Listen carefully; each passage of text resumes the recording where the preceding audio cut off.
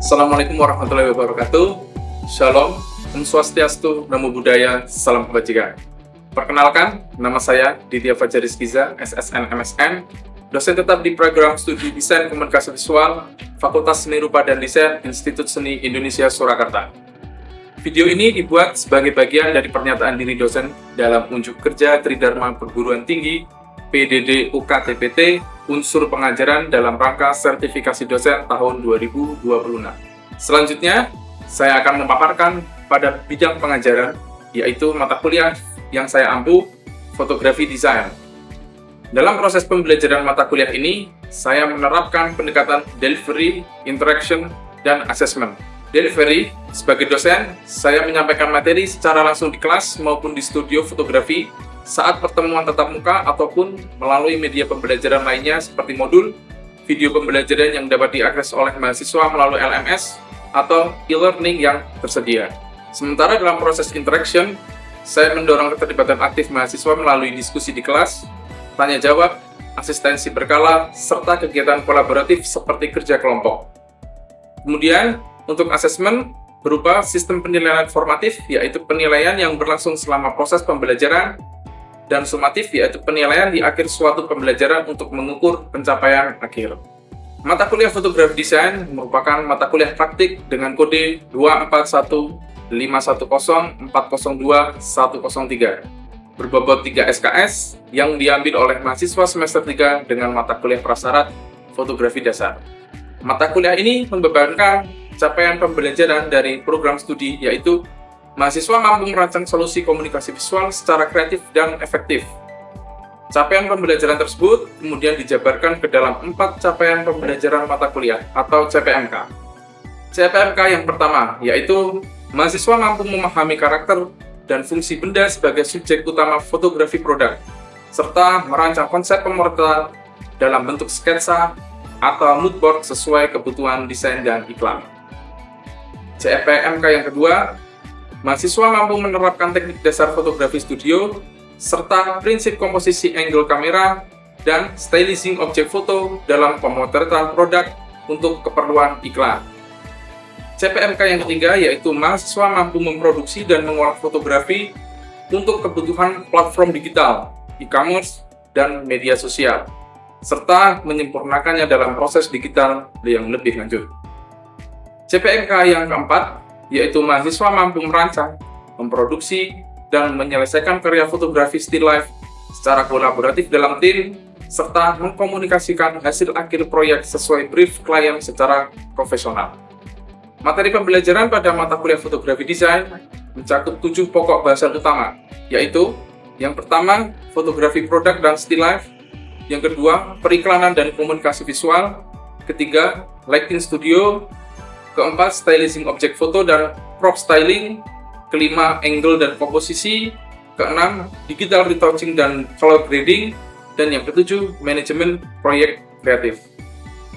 Kemudian untuk metode pembelajaran yang saya terapkan bersifat luring dengan kombinasi teori dan praktik, meliputi ceramah, tanya jawab, demonstrasi teknik, praktikum mandiri, dan asistensi tugas secara berkala. Sepanjang semester, mahasiswa mengerjakan serangkaian tugas, yaitu yang pertama, fotografi produk makanan, fotografi produk minuman, fotografi produk dengan model manusia, fotografi produk tanpa model manusia, foto produk elektronik, foto produk otomotif, kemudian poster iklan produk komersial, dan yang terakhir, kampanye visual fotografi desain berbasis riset langsung ke UMKM. Sebagai puncak pembelajaran, tugas puas berupa proyek kolaboratif tim yang mengintegrasikan seluruh kompetensi yang telah dipelajari sepanjang semester. Demikian pemaparan saya mengenai penerapan pembelajaran mata kuliah fotografi desain dengan pendekatan delivery, interaction, dan assessment. Berikutnya akan ditampilkan cuplikan video rekaman proses pembelajaran pada mata kuliah fotografi desain. Oke, selamat siang teman-teman mahasiswa. Siang. Assalamualaikum warahmatullahi wabarakatuh. Oke, hari ini kita melanjutkan perkuliahan mata kuliah fotografi desain. Untuk materi hari ini yaitu konsep visual branding dan storytelling dalam fotografi periklanan. Oke, ada yang tahu apa itu fotografi periklanan sebelumnya? Ya, Mas? Fotografi perikanan itu adalah suatu seni atau teknik yang digunakan untuk mempromosikan suatu barang, jasa atau merek untuk menarik perhatian konsumen. Oke, kalau perbedaannya dengan fotografi komersial, tahu nggak? Apa yang membedakan fotografi komersial mungkin dengan fotografi periklanan? Komersial. Nah, jadi untuk perbedaan dari fotografi komersial dan fotografi periklanan yaitu untuk fotografi komersial itu sebuah payungnya. Jadi untuk fotografi periklanan ini adalah subkategori dari fotografi komersial. Jadi untuk fotografi komersial itu jika teman-teman menggunakan untuk bisnis, kemudian untuk mempromosi sebuah usaha, itu menggunakan fotografi komersial. Nah, untuk fotografi periklanan ini nanti lebih ada ceritanya. Lebih ada storytelling yang disampaikan dalam foto tersebut. Nah, ini saya skip ya. Nah, ini untuk pengertian fotografi periklanan. Jadi, seni dan teknik menggambar visual yang bertujuan untuk mempromosikan produk. Jadi, intinya mempromosikan produk dan membujuk pelanggan untuk mengambil tindakan. Nah, ini yang membedakan tadi antara fotografi iklan dengan fotografi komersial. Jadi nanti untuk fotografi iklan ini, jadi teman-teman harus mempunyai konsep terlebih dahulu. Jadi tidak asal memotret. Jadi sebelum membuat fotografi iklan itu, teman-teman harus membuat konsep, terus kemudian ada mood board-nya, seperti itu baru eksekusi untuk fotografi iklan. Nah, ini. Jadi nanti teman-teman sebelum membuat sebuah fotografi iklan atau sebuah foto produk, itu nanti teman-teman yang pertama harus membuat konsep visualnya terlebih dahulu. Nah, seperti ini ya. Nanti untuk konsepnya itu harus dilakukan sesuai dengan target audiensnya. Jadi ketika nanti teman-teman mendapatkan klien brand fashion remaja nih, nah apa sih yang cocok dengan brand fashion remaja? Kemudian ketika teman-teman mendapatkan brand kosmetik premium, teman-teman bisa menggunakan konsep elegan, lembut, ataupun eksklusif. Seperti itu. Jadi nanti konsep ini tergantung teman-teman mendapat produknya itu disesuaikan dengan target audience. Kayak gitu ya. Nah, sebelum membuat karya fotografi iklan, teman-teman juga harus tahu atau membuat mood board dulu dalam fotografi. Jadi seperti ini. Jadi kalau teman-teman membuat sebuah konsep foto pakai ini enggak? Menggunakan mood board enggak? Atau langsung eksekusi, wah ini target audiensnya ini remaja atau orang tua. Teman-teman langsung eksekusi take foto gitu atau cari referensi dulu ya? Konsep dulu atau referensi dulu? Konsep kemudian cari referensi, oke. Terus kemudian nanti teman-teman bisa mencari mood board-nya seperti apa, disesuaikan dengan produk dan target audiensnya. Nah, isi mood board ini biasanya ada warnanya dulu kita harus tahu. Misalnya brandnya itu warnanya biru. Misalnya saya sebut merek KFC. Itu apa warnanya? Merah. Nah, nggak mungkin kan kalau kita memakai misalnya background dengan warna biru. Oke? Nah, seperti itu. Jadi, sebelum kita mengeksekusi sebuah foto, itu perlu riset terlebih dahulu. Kemudian ada referensi foto. Jadi, foto-fotonya akan seperti apa, itu nanti teman-teman juga harus mencari dulu referensinya untuk dijadikan dalam satu mood board. Kemudian kalau jika teman-teman menggunakan model, itu nanti teman-teman juga harus mencari talent model untuk disesuaikan dengan pose model atau gaya duduknya atau gaya berdirinya, itu juga harus mencari dulu referensinya, terus kemudian dimasukkan ke dalam mood board. Seperti itu ya. Terus kemudian properti dan background, ini juga mungkin teman-teman juga agak kesulitan untuk mencari properti biasanya, ya kan? Misalnya produknya A, terus apa sih yang cocok properti dan backgroundnya? Misalnya fotografi makanan, terus kemudian ini kan ada bunga Kamboja, taruhlah di situ bunga Kamboja. Nah itu cocok nggak sih? Atau teman-teman tinggal, ini bagus nih bunganya, tinggal taruh aja. Jadi bunga yang kalian lihat itu indah, itu belum tentu masuk ke dalam konsep untuk fotografinya. Jadi bisa disesuaikan dengan mungkin misalnya fotografi makanan, foto produk makanan. Misalnya makanan tradisional, klepon lah gitu, klepon ya. Itu bahan dasarnya apa? Tepung, ketan, kelapa. Nah, itu mungkin dari bahan-bahan itu teman-teman bisa jadikan properti dan background untuk nanti foto produknya. Seperti itu. Jadi jangan asal comot, wah ini bunganya bagus nih, terus ditaruh di properti gitu. Nah, itu jangan. Jadi harus disesuaikan dengan misalnya kayak tadi pembuatannya menggunakan apa aja. Nah, itu bisa untuk propertinya. Terus kemudian contoh komposisi. Nah, ini juga komposisinya akan seperti apa, itu kadang-kala mahasiswa juga agak kebingungan. Ini harusnya seperti apa sih komposisi yang baik untuk memotret sebuah foto produk. Nah, seperti itu mungkin untuk komposisi ini teman-teman nanti juga perlu mencari referensi dan dimasukkan ke dalam mood board. Seperti itu. Nah, ini untuk elemen-elemen dari mood board-nya. Jadi ada warna, terus kemudian referensi lighting, komposisi, pose, terus kemudian background propertinya. Nah, kemudian masuk ke storytelling visual. Jadi adalah cara menyampaikan pesan atau emosi melalui elemen foto. Jadi foto yang bagus tidak hanya menampilkan objek, tapi juga membuat audiens merasakan sesuatu. Nah, ini seperti contoh yang di samping ini ya. Jadi ini fotografi iklan tentang makanan. Jadi di situ ada modelnya yang menggambarkan atau memegang sebuah ayam ya. Nah, seperti itu. Bayangkan jika ayam ini hanya ayam saja, tidak memakai model. Jadi hanya foto ayam terus jebret. Nah, itu gimana? Ketika kalian lihat, menarik nggak sih? Ketika tidak ada properti atau tidak ada pesan yang disampaikan itu, jadi kelihatannya kurang kan ya. Nah, seperti itu. Jadi untuk penggunaan model, terus kemudian storytelling visual ini perlu digunakan dalam membuat fotografi iklan.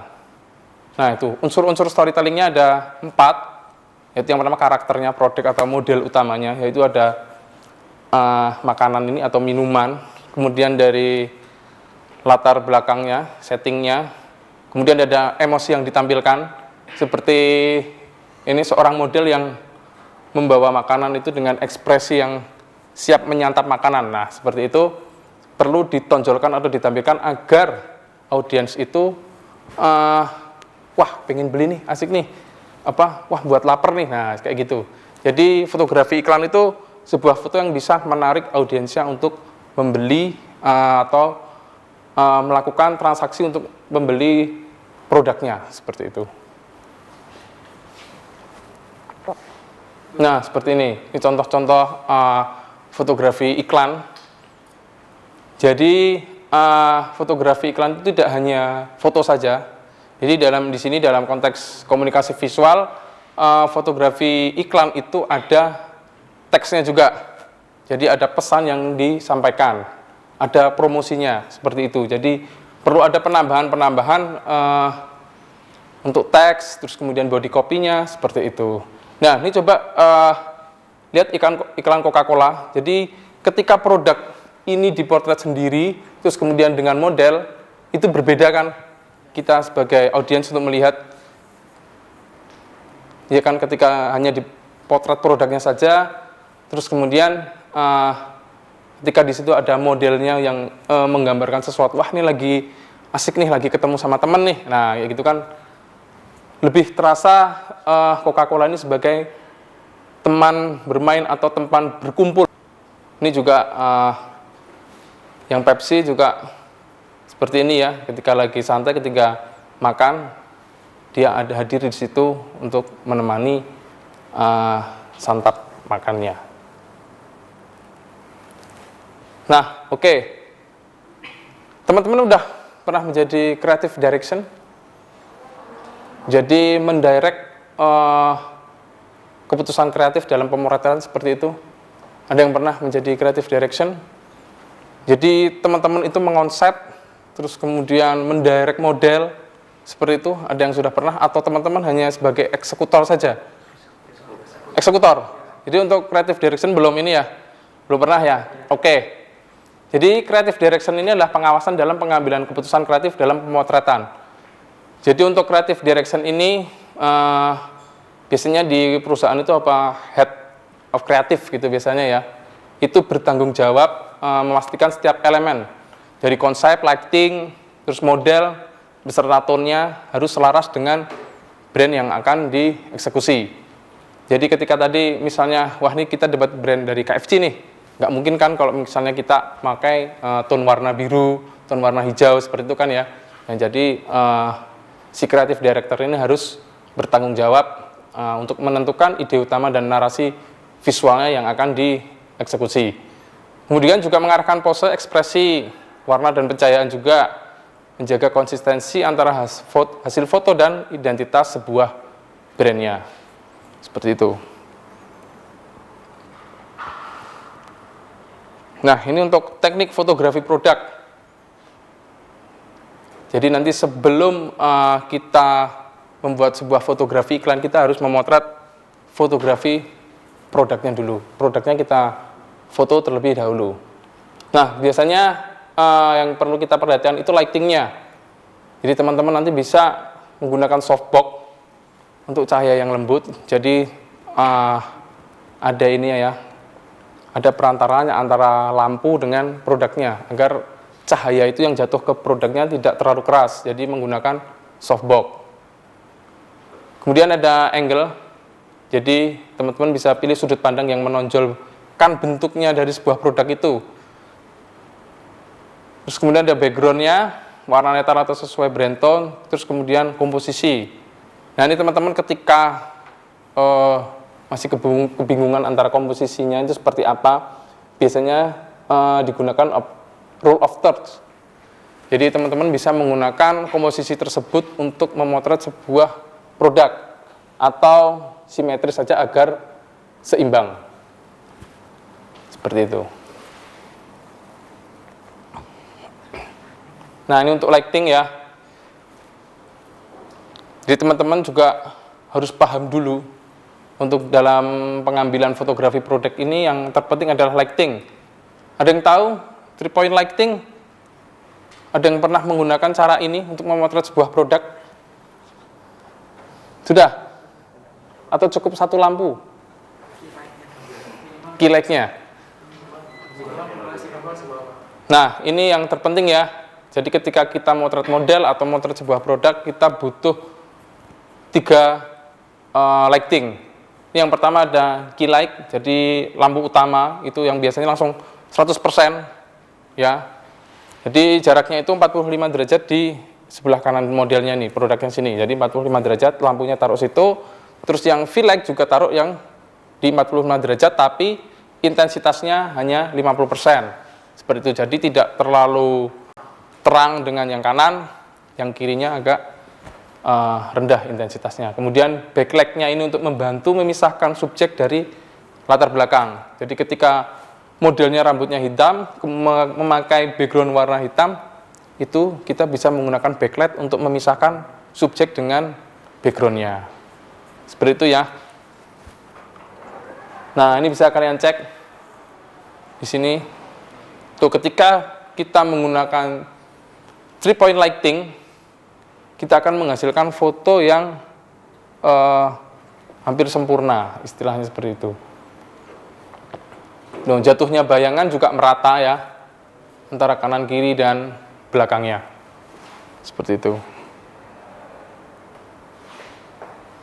Kemudian untuk angle atau sudut pengambilan gambar.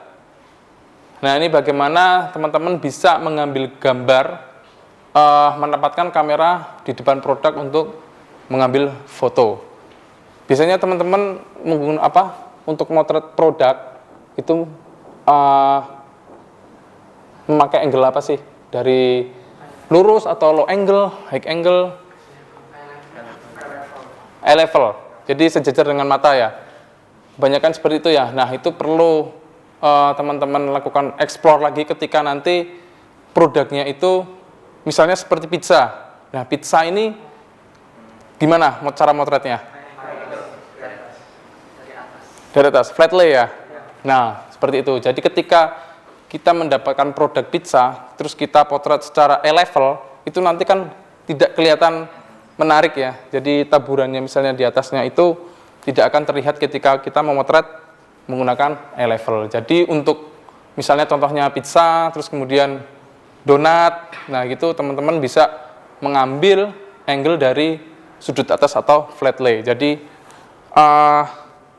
kelihatan itu taburannya atau selainya seperti itu kelihatan. Nah, ini contoh pengambilan gambar. Ada pengambilan dari atas, kemudian sejajar dengan mata dan low angle. Nah, seperti ini. Jadi teman-teman bisa explore ketika mendapatkan suatu produk, misalnya makanan ataupun apa gitu, bisa juga diambil dari low angle atau sudut dari pengambilan dari bawah. Kayak gini contohnya ya. Nah, ini kan ketika ada selainya yang akan tumpah itu kan bagus diambil dari bawah ya. Jadi kelihatan menarik, jadi audiens itu jadi wah pengen nyicipin nih, pengen nyobain produknya seperti itu. Nah, ini tadi ya flat lay. Jadi pengambilan foto dengan posisi kamera tegak lurus atau 90 derajat tepat di atas objek. Seperti ini. Semangka yang diiris ketika kita memotret E-level tapi diarahkan sejajar dengan kamera kan juga tidak akan terlihat ya. Nah, seperti itu. Jadi ketika semangkanya sudah diiris-iris, mungkin kita bisa tidurkan terus kita ambil dari atas. Nah, itu bisa lebih kelihatan menarik. Seperti ini. Nah, seperti ini teman-teman untuk teknik pengambilan gambar dari flat lay ya, ketika motret pizza ataupun kita menyusun sebuah komponen-komponen alat-alat seperti ini ataupun donat. Nah, ini kelihatan lebih menarik jika kita ambil dari atas. Kemudian untuk komposisi dalam foto produk. Nah, ini banyak teman-teman yang biasanya kebingungan untuk mengambil komposisi atau menyusun suatu produk-produk ini biasanya harus gimana sih, ya kan? Kebanyakan. Nah, ini ada panduannya ketika teman-teman akan mengambil komposisi dalam foto produk. Ini teman-teman bisa pakai golden rules untuk mengambil komposisi dalam fotografi makanan. Nah, ini bisa cobain ya nanti teman-teman ya, ketika nanti kita masuk ke kelas praktek studio, teman-teman sudah bisa menyusun komposisinya seperti ini. Jadi nanti ketika kita di studio tidak langsung kebingungan mau gimana sih ya mengatur komposisinya seperti apa. Nah, ini sudah ada banyak panduannya, teman-teman nanti bisa coba seperti ini. Begitu. Nah, ini juga ring tahu ini apa namanya? Golden ratio. Ya, golden ratio. Ada yang pernah mencoba menggunakan komposisi ini? Ini ya, ini garisnya ini mengarahkan kita ke suatu detail yang lebih kecil, kayak leading line, tapi ya menggerakkan mata kita untuk ke area terkecil atau area fokusnya ke situ. Golden ratio. Nah, ini untuk rule of third ya, biasanya kalau kita kebingungan mencari komposisi yang pas, biasanya menggunakan rule of third. Atau bisa juga menggunakan S, huruf S terbalik, itu bisa kalian susun seperti itu. Bisa juga, jadi nanti diarahkan dari yang produk terbesar, kemudian ke kecil, seperti ini. Gitu ya, untuk komposisi sudah paham ya? Oke. Nah, ini kemudian yang terakhir tadi ada styling produk fotografi. Jadi seni menata objek utama, latar belakang, dan properti tambahan agar produk terlihat menarik. Jadi unsur utama styling ini Yang pertama ada objek utama.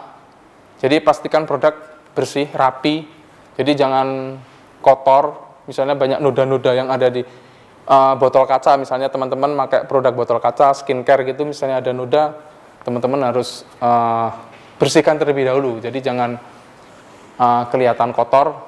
Jadi pastikan produk itu bersih dan rapi. Kemudian untuk properti pendukung, nah ini properti ini harus disesuaikan dengan produknya juga. Jadi jangan asal mengambil properti. Jadi misalnya seperti yang saya contohkan tadi ya, seperti itu jika makanan tradisional, kita bisa menambahkan properti pendukung untuk dari komposisi atau pembuatannya mengenai si makanan tradisional itu tadi. Kemudian gunakan latar belakang, bisa menggunakan kertas ataupun teman-teman nanti bisa foto di luar. Jadi tidak harus di studio, teman-teman bisa memotret di luar studio juga. Kemudian yang terpenting ini unsur utama styling ada di lighting. Jadi sudah saya bahas tadi, jangan sampai lighting ini kurang ya, nanti si produk itu tidak akan terlihat atau tidak kurang menonjol jika dibuat untuk fotografi iklan. Seperti itu. Mungkin ada yang mau bertanya dulu sampai sini mengenai styling produk fotografi mungkin, atau tentang fotografi iklan. Tidak ada yang bertanya? Aman ya, paham semua ya untuk styling, kemudian komposisi, angle, semua udah bisa ini ya, sudah memahami ya. Oke, kalau misal tidak ada yang bertanya, saya akhiri perkuliahan hari ini ya, teman-teman ya. Nanti untuk tugas, yaitu teman-teman akan membuat konsep terlebih dahulu ya. Jadi teman-teman nanti sebelum masuk ke studio, saya akan berikan tugas yaitu membuat konsepnya terlebih dahulu. Terus kemudian nanti teman-teman bisa mencari referensi, moodboardnya dicari dahulu. Kemudian setelah itu, jika konsep dan moodboard sudah ada, nanti teman-teman segera eksekusi di studio. Seperti itu ya teman-teman ya. Oke, terima kasih atas perhatiannya siang ini. Saya tutup perkuliahannya. Assalamualaikum warahmatullahi wabarakatuh. Sekian video rekaman proses pembelajaran untuk mata kuliah fotografi desain pada Prodi Desain Komunikasi Visual Institut Seni Indonesia Surakarta. Semoga adanya video ini bisa menjadi pertimbangan yang baik dalam proses penilaian sertifikasi dosen tahun 2026. Akhir kata, saya ucapkan terima kasih. Wassalamualaikum warahmatullahi wabarakatuh.